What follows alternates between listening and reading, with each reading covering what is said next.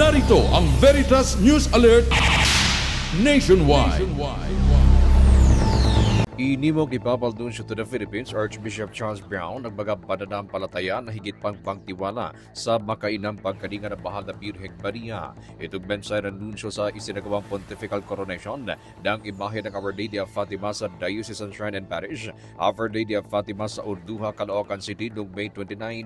Sa kanyang homilya, binigyang diin ng kinatawanan Santo Papa sa Pilipinas ang mahalagang papel ni Maria bilang ina at tagapagtanggol ng simbahan laban sa mga kasamaan. Mary is our mother. She is our queen.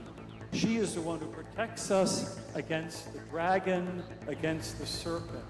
Paliwanag na nunsyo na ang pagpuputong ng korona sa Mahal na Birhen ay tanda ng pagmamahal at debosyon ng mga mananampalataya sa Ina ng Diyos na patuloy na gumagabay at nag-aaruga sa kanyang mga anak. And what is a pontifical coronation? It's us as the children of Mary giving her a sign of our love. Samantala ayon naman kay Shrine Rector at Parish Priest Father Aristeo de Leon, inaasang magbubunga ang makasaysayang pagkilala ng higit na pagdago ng debosyon sa Mahal na Birhen ng Fatima, hindi lamang sa North Caloocan kundi maging sa iba't ibang bahagi ng bansa. Napakaganda rin sa pagkakataong ito ng pontifical coronation ay inaasahan na mas lalalim pa, no? At mararamdaman ang pag-ibig at inspirasyon ng Mahal na Birhen ng Fatima, hindi lang po dito sa Urduha, kundi sa buong Diocese Novaliches at sa buong Pilipinas at sa lahat ng mga nagmamahal kay Maria.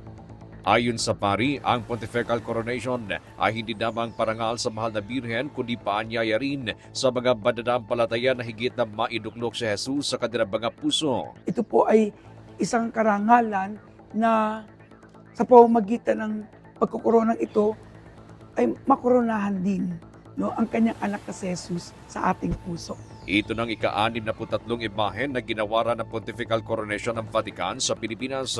Katuwang ng nunsyo sa pagdiriwang sina Novaliches Bishop Roberto Nga, mga Bishop Emeritus na sina Bishop Antonio Tobias at Bishop Teodoro Bacani Jr., gayon din ang mga pari ng Diocese. Bago ang pagdiriwang ay madugod na sinadubong si Archbishop Brown ng pamagitan ng dambana sa Urduha, Caloocan City sa pamamagitan ng isang civic reception na pinaguna ni Caloocan City Mayor Dale Malapitan kasama mga opisyal ng lokal na pamahalaan na sinundan naman ng liturgical reception.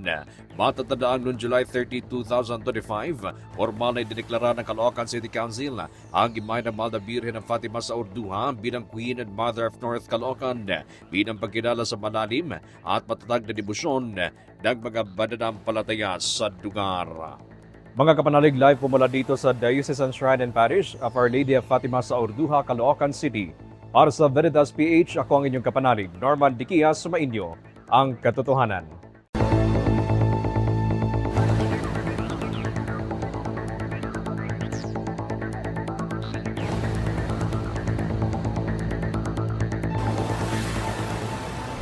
Narito ang Veritas News Alert Nationwide.